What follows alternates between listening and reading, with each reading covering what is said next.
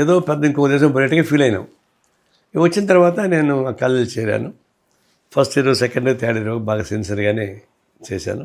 అది రాగానే college union యాక్టివిటీస్లో అట్లా నేను యాక్టివ్గా పాల్గొన్నాను. అప్పుడు చాలా ఉంటుండే కాలేజీల్లో ఆ రోజు. మా కాలేజ్ యూనియన్ యాక్టివిటీస్లో ముందు పార్టిసిపేట్ చేశాను. ఆ తర్వాత గుంటూరు స్టూడెంట్ మూవ్మెంట్ చాలా యాక్టివ్ మామూలుగా, ముఖ్యంగా లెఫ్ట్కి అన్ని కాలేజ్ ప్రెసిడెంట్ సెక్రటరీతో మీటింగ్లు వేసుకునేవాడు. అట్లా నాకు ఏఎస్ఎఫ్తో పరిచయం అయింది. ఓకే. అప్పుడు స్టాలిన్ బాబు అని అప్పటికే సీనియర్ లీడరు ఏఎస్ఎఫ్, చాలా పాపులర్ లీడర్. ఆయన నేను ఒకే హైట్ ఉండేవాడు. ఆయన నన్ను ముందు అట్రాక్ట్ చేశాడు. స్లోగా నా బ్యాక్గ్రౌండ్, మా జిల్లాలో పార్టీ బ్యాక్గ్రౌండ్ లేదు, మా ఫ్యామిలీ బ్యాక్గ్రౌండ్ లేదు. మా ఫ్యామిలీ అంతా పొలిటికల్గా దూరంగా ఉంటారు. నాకు మేము నలుగురు అయితే అన్నదమ్ముడు, నేను లాస్ట్. ఓకే. మా ముగ్గురు కూడా జస్ట్ హై స్కూల్ వరకు చదివేసి ఆపేశారు. వాళ్ళు వ్యాపారం, వ్యవసాయంతో ఉండేవాళ్ళు. మా నాన్న కూడా వ్యాపారం చేసేవాడు. ఓకే. అట్లా మా ఫ్యామిలీ నేను ఒకడే చదువుకోవడానికి ముందుకు వచ్చింది. రాజకీయాలకు వచ్చింది కూడా నేనే ఫస్ట్. ఈ గుంటూరు జిల్లాలో ఎస్ఎఫ్లో యాక్టివ్గా చేశాను. దాంతో రాష్ట్ర వాళ్ళు దాన్ని గమనించి ఏఎస్ఎఫ్ రాష్ట్ర స్థాయికి ప్రమోట్ చేశారు. ఓకే. అప్పుడు ఐ షిఫ్టెడ్ టు హైదరాబాద్. అప్పుడు నా ఎడ్యుకేషన్ కూడా ఫైనల్ ఇయర్కి వచ్చింది. ఈ హౌస్ సర్జన్ చేయాలంటే చార్మినార్ దగ్గర ఉన్నటువంటి ఆయుర్వేదిక్ హాస్పిటల్లో చేయాలి. అక్కడ హాస్పిటల్స్ క్లినిక్లో ఉంటాయి ఇక్కడ. ఓకే. అందువల్ల ఇక్కడ హౌస్ సర్జన్ జాయిన్ అయ్యి ఏఎస్ఎఫ్ స్టేట్ సెక్రటరీగా పనిచేసేవాడిని. ఓకే. ఆడ 3 years యాక్టివ్గా పనిచేశాను. రాష్ట్రం వాళ్ళు అప్పుడు దాకా నేను చిత్తూరు జిల్లాని తెలియదు రాష్ట్ర పార్టీ వాళ్ళకి. చిత్తూరు అని తెలియదు, గుంటూరు అని తెలుసు. నేను గుంటూరుకే పోయి పనిచేస్తానని చెప్పాను. నేను రాజకీయాల్లో ఉంటాను, నేను ఉద్యోగం చేయను, నేను గుంటూరుకి పనిచేస్తాను. అప్పుడు రాష్ట్ర పార్టీ వాళ్ళు చిత్తూరు జిల్లా వీక్గా ఉంది కదా పార్టీకి, తిరుగుతుకి వెళ్తే యూనివర్సిటీ సెంటర్ ట్రయల్స్ ఏమన్నా చూసుకోవచ్చు, యూ మస్ట్ గో అన్నారు. నేను రిజిస్టర్ చేస్తా. నేను మా జిల్లాలో పార్టీ మూమెంట్ తక్కువ, మా ఫ్యామిలీ ఇప్పుడు నాకు సపోర్ట్ చేయరు, సోషల్ బ్యాక్గ్రౌండ్ తక్కువ ఉంటుంది పార్టీకి వచ్చేకాడికి. నేను అరేంజ్ చేయలేమంటే కూడా ఏమైనా చేయొచ్చులే కానీ అని లైక్ ఎ మ్యాండేట్ ఆడేపు పనిచేయాలని వెళ్ళాను. అక్కడికి అది వెళ్ళినప్పుడు పార్టీకి వీక్ అప్పుడు 250 మెంబర్షిప్ ఉండేది, పెద్దవాళ్ళు ఉండేవాళ్ళు. తర్వాత యూనివర్సిటీలో నేను కాన్సన్ట్రేట్ చేశాను. యూనివర్సిటీ ఏంటంటే అప్పుడు కడప, అనంతపూర్ అట్లా యూనివర్సిటీ కాలేజెస్ లేవు. అక్కడి నుంచి ఎక్కువ మంది వచ్చేవాళ్ళు. అక్కడ పార్టీ కాంటాక్ట్స్ ఉన్న పిల్లలందరినీ నేను పోగేసుకున్నాను. ఓకే. అప్పుడు అప్పుడు Chandrababu Naidu economics department research scholar. Okay. పెద్దలు రామచంద్రారెడ్డి సోషల్ డిపార్ట్మెంట్లో రీసెర్చ్ స్కాలరు. ఓకే. నేను మధ్యలో ఏఎస్ఎఫ్ పెట్టాను. ఓకే. ఆయన ఒక వర్గానికి లీడరు, ఈయన ఒక వర్గానికి లీడరు. ఈ 2 వర్గాలే రాజకీయాలు 2 వర్గాల మధ్య ఎప్పుడు ఘర్షణలు ఉండేటివి. ఓకే. కాలేజీల్లో. చంద్రబాబు గారు అప్పటికి కాంగ్రెస్, అప్పుడు కాంగ్రెస్ మైండ్ అయింది. ఈయన రామచంద్రారెడ్డి కూడా కాంగ్రెస్ మైండే కానీ 2 వర్గాలు జనతా దళలో చేరాడు తర్వాత. ఓకే. జనతా అంటే వీళ్ళిద్దరికి పడదు, వీళ్ళిద్దరు సమకాలీకులేనా అప్పుడు?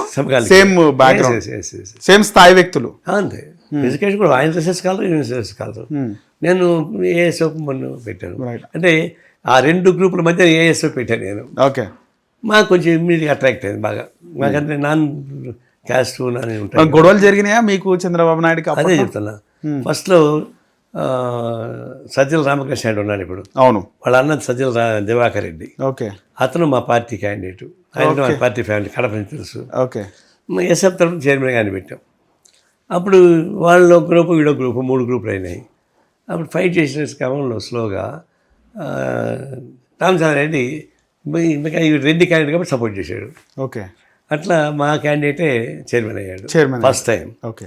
అప్పుడు చంద్రబాబు నాయుడు తర్వాత యూనివర్సిటీ వైస్ ఛాన్సలర్ కూడా అంతా ఒక బలమైన గ్రూప్ అది, ఒక క్యాస్ట్ గ్రూప్. ఓకే. కమ్మ గ్రూప్ ఆల్మోస్ట్ కమ్మ సామాజిక జీర్ణించలేకపోయారు. చివరికి అది గొడవలు స్టార్ట్ అయినాయి. మా వాడిని స్టార్ట్ చేశారు, మా క్యాండిడేట్ని. మళ్ళీ మేము వాళ్ళని అంటే రిటైర్ చేసినాం. చంద్రబాబు కూడా ఒక 1 week యూనివర్సిటీ లేకుండా వెళ్ళిపోయాడు బయటికి. ఎందుకు? మాకు బలం ఎక్కువ యూనివర్సిటీలో, అంత ఫైటర్స్ ఉండేవాళ్ళు. అప్పక ఎంత కడప అనంతపూర్ కర్నూలు నుంచి గెట్టోళ్ళు ఫైటర్స్కి, వాళ్ళంతా మాత్రం ఉండేవాళ్ళు. ఓకే. అందువల్ల గొడవ జరిగింది. తర్వాత యూనివర్సిటీ మూసేశారు. అప్పుడు సత్యనారాయణమూర్తి వైస్ కొట్టుకోవడము, గొడవలు, స్టాబింగ్ కూడా, మర్డర్లు కూడా అయినాయి. మర్డర్ కాల, స్టాబింగ్స్. అప్పుడు సత్యనారాయణమూర్తి వైస్ ఛాన్సలర్, ఆయన మంచి ఫిలాసఫర్. ఆయన పాపం ఆయన ఈజ్ నాట్ అడ్మినిస్ట్రేటర్. ఒక 4 రోజులు మూసేశారు యూనివర్సిటీ. మళ్ళీ అంతా కలిసి కాంప్రమైజ్ అయ్యాల్సి వచ్చింది. ఈ గొడవ కంటే కాదు. చంద్రబాబు నాయుడు వచ్చిండు కాంప్రమైజ్కి. మా పార్టీ సీనియర్ నాయకుడు శివయ్య గారని మాజీ ఎమ్మెల్యే పుత్తూరు, ఆయన దగ్గరికి పోయాడు చంద్రబాబు నాయుడు. ఇట్లా ఏదో చేయమని. అప్పుడు శివయ్య మా పార్టీ నాయకుడు మాట్లాడాడు. మాకు కూడా ఏంటంటే ఈ గొడవలు స్టార్ట్ అయితే అది పార్టీ పోయి కమ్యూనల్ కాలర్ వచ్చేస్తుంది, గ్రూపులు కొట్లాడుస్తుంది. ఓకే. ఆ గ్రూప్లో మాకు ఏఎస్ఎఫ్కి ఏమి ఉపయోగపడదు.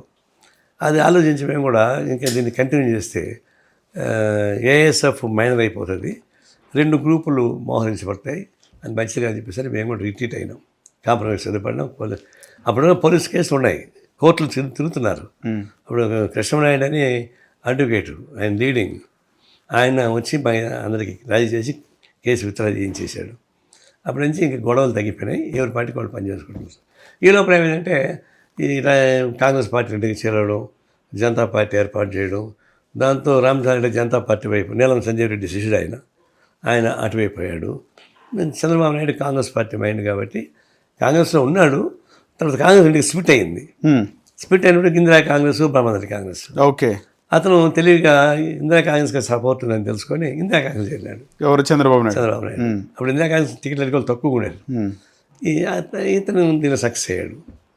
అతను అప్పుడు ఓడిపోయాడు జనతా దళ తరఫున. ఎనివే ఆయన రాజకీయాలకి వెళ్ళిన తర్వాత మాకు యూనివర్సిటీ కొంచెం ఫ్రీ అయింది, ఆర్గనైజేషన్ పెంచుకోవడానికి. అది అట్లా మేము దాదాపు 10 ఏళ్ల పాటు యూనివర్సిటీ ఏకపక్షంగానే యూనియన్లు గెలిచేవాళ్ళం. ఏఎస్ఎఫ్ అందరూ ఒకటైతే కూడా అంత పవర్ఫుల్గా స్టార్ట్ చేసాం. అట్లా తిరుపతిలో సెటిల్ అయిపోయాం మూమెంట్ రీత్యా. తర్వాత మళ్ళీ ట్రేడ్ యూనియన్కి పార్టీకి రావడం, మన జిల్లా పార్టీ సెక్రటరీ కావడం. ఓకే. దాన్ని యాక్టివ్ మన స్టేట్కి రావడం, మా స్టేట్ నుంచి సెంట్రల్కి పోవడం, అలా జరిగిపోయింది. సార్ చంద్రబాబు నాయుడుకి అప్పుడు బ్యాక్గ్రౌండ్ ఏముండే సార్? ఎమ్మెల్యే అయ్యే ముందు బ్యాక్గ్రౌండ్ ఎవరుండే ఆయనకి? బ్యాక్గ్రౌండ్ అతను స్పీడ్ వర్కర్, బాగా పని ఎక్కువ తక్కువ మాట్లాడతాడు, ఎక్కువ పని చేస్తాడు, స్మార్ట్ వర్కర్. గొడవలు కొట్లాడలకు వెళ్తుండేనప్పుడు అది కూడా అది డైరెక్ట్గా నిలబడ్డాడు ఎప్పుడు, కానీ ఇండైరెక్ట్గా చేస్తాడు తెలివితో. ఆయన డైరెక్ట్గా ఎప్పుడు ఇంకా రామచంద్రారెడ్డి డైరెక్ట్గా ఉంటాడు కొట్లాడికి. ఓకే. చంద్రబాబు అట్లా కాదు, కొట్లాడి ఉండడు, చేయాల్సిన పని చేస్తాడు అంతా అంతే. అయితే ఆయనకి కలిసి వచ్చింది ఏంటంటే రాజగోపాల్ నాయుడు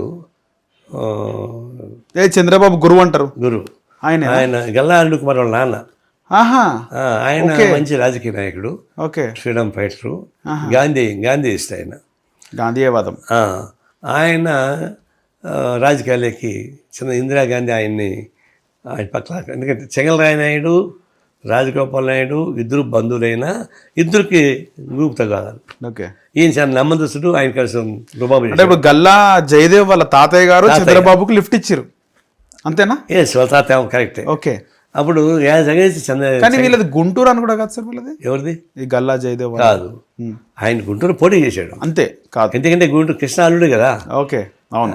అందువల్ల అటు వచ్చాడు తప్ప నేటు చిత్తూరు జిల్లా. చిత్తూరు జిల్లా చంద్రగిరి దగ్గర. ఓకే. వాళ్ళు ఎన్ఆర్ఎస్, వాస్తవానికి గల్లా వాళ్ళ అమ్మ నాన్న ఎన్ఆర్ఎస్. ఆయన ఆ నుంచి వచ్చి అమరాజా బ్యాటరీ ఫ్యాక్టరీ పెట్టాడు. ఓకే.